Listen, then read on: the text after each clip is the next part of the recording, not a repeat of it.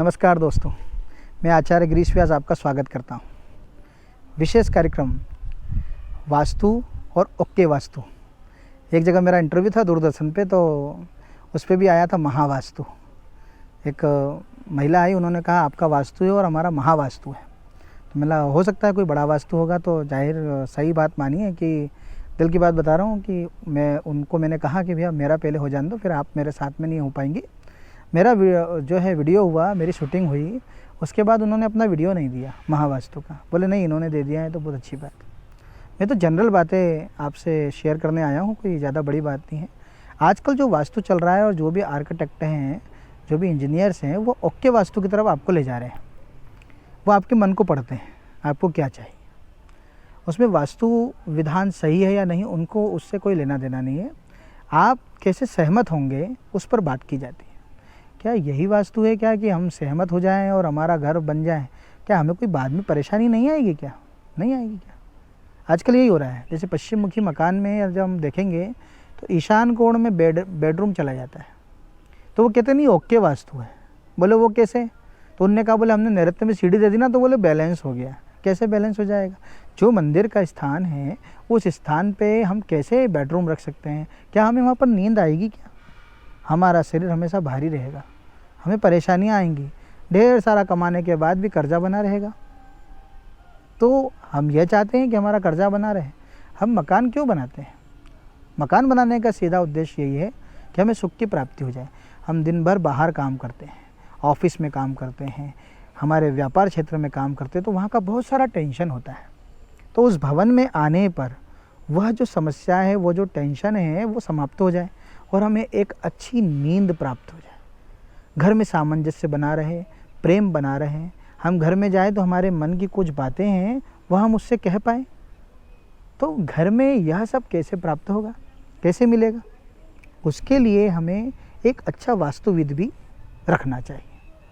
वह आपको यह सजेस्ट करेगा कि किस स्थान पर क्या आएगा, उसके बाद आप नक्शा बनवाएं।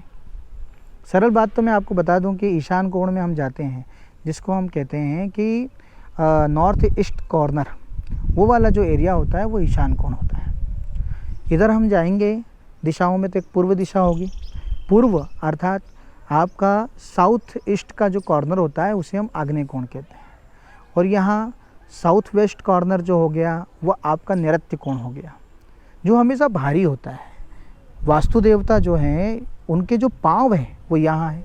और आप देखिए हमारे पूरे शरीर में जो हमारे पाँव हैं, यदि इसमें भार नहीं आएगा तो खड़ा नहीं होगा। तो हमारे शरीर का जब हम पूरा भार देते हैं तब वह पंजा सही सलामत खड़ा होता है और अपने पाँव जमा पाता है। हम उसमें वजन देते हैं, अगर नहीं देंगे तो खड़ा हो पाएगा क्या? शरीर पूरा लेटा रहेगा। तो अगर हमने उसको हल्का कर दिया तो सही मायने में आपके घर का वास्तु तो हल्का पड़ा हुआ है, तो वो सोया मिलेगा। उस घर में क्या होगा? आलस्य बना रहेगा, प्रमाद बना रहेगा, टेंशन बना रहेगा, कोई विचार नहीं आएंगे। यदि कोई काम करने की इच्छा होगी तो सोचेंगे कल कर लेंगे, परसों कर लेंगे, उसको लेट करते चले जाएंगे। इसलिए हमें क्या करना है? ये वाला जो कॉर्नर है नैऋत्य कोण का, इसको उठाना है, बढ़ाना है। और यदि नहीं भी बढ़ा है तो वहाँ आप ज़रूर पारा डाल दीजिए। कुछ मात्रा में पारा भी डाल देंगे तो वो भारी हो जाता है, तो हमें इसे भारी करके रखना है। और जो वास्तु देवता का शीर्ष है, मतलब शीश है, वो ईशान कोण में है। तो आप देखिए, अगर हमारे मस्तिष्क में ज़्यादा बर्डन हो जाए, टेंशन बढ़ जाए, काम का लोड बढ़ जाएगा तो क्या होगा? हम टेंशन में रहेंगे, हमें काम को सूझ नहीं पड़ेगा। इसलिए यदि हमने ईशान कोण में जाकर बेड रख लिया तो जाहिर सी बात है कि वहाँ भार बना रहेगा, टेंशन बना रहेगा। तो उस भवन में जाने पर आपको सुख से नींद नहीं आएगी, ये भी ध्यान रखना है। इधर वायव्य कोण में, चूँकि वायु का स्थान है, तो यहाँ पर वास्तु देवता चूँकि उल्टे लेटे हुए हैं, तो उनका उल्टा हाथ जो है वो यहाँ पर उसकी कोनी है। तो यहाँ का हमें विशेष ध्यान करना है। तो यहाँ पर पाखाना अर्थात जो आपका वेस्ट और ये जो कॉर्नर है नैऋत्य का, इसके बीच में पाखाना रखना है ना, खाने का स्थान रखना है, ये रख लीजिए। उत्तर में आप धन का स्थान रख लीजिए, क्योंकि उत्तर में कुबेराय नमः अर्थात कुबेर का स्थान है। तो उत्तर में धन की अलमारी रखने से, संदूक रखने से उसमें कभी धन समाप्त नहीं होता, कुबेर के समान हमेशा बना रहता है। और ईशान कोण में आप चले जाएंगे तो एक या दो पात छोड़ के वहाँ पर आप मंदिर रख लीजिए, तो क्या होगा? मंदिर रखने मात्र से ही आपको सही दिशा प्राप्त हो जाएगी। तो घबराना नहीं है, हमें ये चारों कोनों का विशेष ध्यान रखना है। द्वार की बात हम पिछले वीडियो में ज़रूर कर चुके हैं और द्वार के बारे में बहुत वृहद चर्चा भी कर चुके हैं। बस हम ये चाहते हैं कि आप ओके वास्तु में ना जाएं। आजकल लोग क्या कर रहे हैं कि छोटा सा प्लॉट है, मान लीजिए 25 बाई 50 है, 25 बाई 60 है ना, या 30 बाई 60 है। इस छोटे से मकान में 2-2 स्टेयर रख लेते हैं, सीढ़ियाँ रख लेते हैं। क्या आवश्यक है? क्या हमें इसकी आवश्यकता है? तो हम उस वास्तु पर ज़्यादा वज़न क्यों दें, ज़्यादा भार क्यों दें? हमारे शरीर पे यदि बच्चे को एक स्कूल का बैग अगर भारी हो जाए तो उसकी चाल ढाल बदल जाती है, हमारी भी चाल ढाल बदल जाती है। तो हमने अगर वास्तु पे कोई भार दे दिया तो वास्तु की भी चाल ढाल बदल जाएगी, और जब अगर वास्तु की चाल ढाल बदली तो जाहिर सी बात है आपके शरीर में व्याधियाँ होने लगेंगी, बीमारियाँ होने लगेंगी, आपके शरीर की चाल बदल जाएगी। तो कितना बृहद शास्त्र है। और कई सारे वास्तु हमने देखे हैं, हज़ारों की संख्या में देख लिए, उसमें यही पाया गया कि यदि हमने इनकी दिशाएं अगर परिवर्तित कर दी हैं तो जो जिस दिशा में गया उसके विकार होना उत्पन्न हो जाते हैं।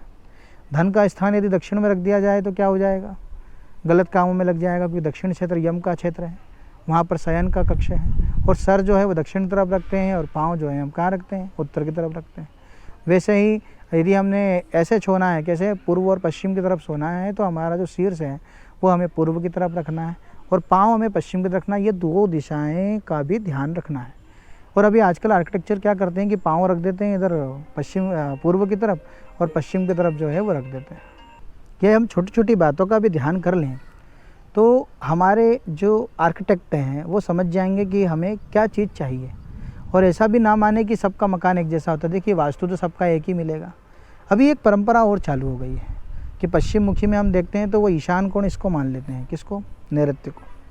तो ये फेंगशुई ज्योतिष के अंदर, वह फेंगशुई वास्तु के अंदर आता है। तो वहाँ चीन की परंपराएं अलग होती हैं क्योंकि उसका मरुस्थल अलग होता है, हमारे भारतवर्ष का मरुस्थल अलग होता है। तो हम फेंगशुई वास्तु में ना जाएं और ये ओके वाला वास्तु ना करें कि भैया इसका कोई उपाय है तो बतला दीजिए। देखिए यंत्र वगैरह कब तक काम करेंगे? जब तक वो चार्ज रहेंगे। चार्ज मतलब जब तक उनमें शक्ति है तब तक काम करेंगे, हमेशा तो काम नहीं कर सकते। तो कोशिश करें कि अपना जो वास्तु है वो व्यवस्थित रूप से बनवाएं। इससे यह होगा कि आपको सही दिशा प्राप्त होगी और घर में सुख की प्राप्ति होगी।